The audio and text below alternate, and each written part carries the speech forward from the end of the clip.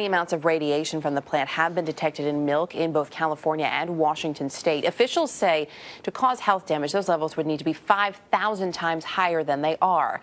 But that doesn't stop people from being a little concerned. Medical correspondent Dr. Jennifer Ashton is here to tell us what the real dangers are. And this is, very disconcerting for a lot of folks. But how concerned should we be? Do we need to avoid all milk at this point? Well, there's no indication of that at this point, Erica. And to put this into context, we have to remember we are exposed to radiation every single day, walking around on the planet, flying in the air, even in some foods like red meat and certain vegetables. It is all around us. So again, the EPA says this is well below levels that would cause harm to adults or children at this point. And so then there's no need. We had talked a lot about when everything started happening in Japan.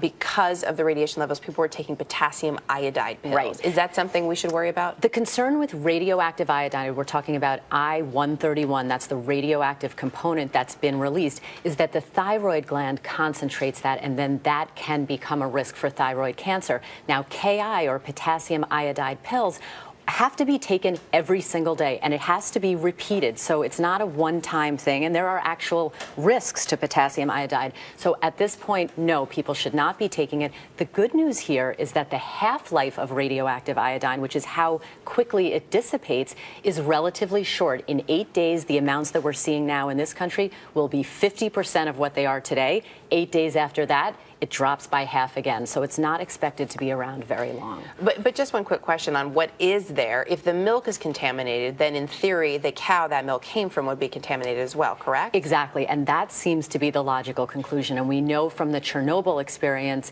that radioactive material gets liberated into the atmosphere. It then settles down to the earth, usually in the form of rain, contaminates the soil, comes up in the grass. The cows eat that, and it comes out in their milk. So yes, if it's in their milk, possibly it might be in the rest of the cow, the muscle as well. There are a lot of questions that still remain. Also, the other radioactive materials that can be liberated in a disaster like this: cesium, strontium, plutonium. The EPA is going to be monitoring for all of those in the future. All right, and we do know that the first contaminated beef showed up already in Japan, so we'll be on it. Jen, thanks for putting it in perspective this morning.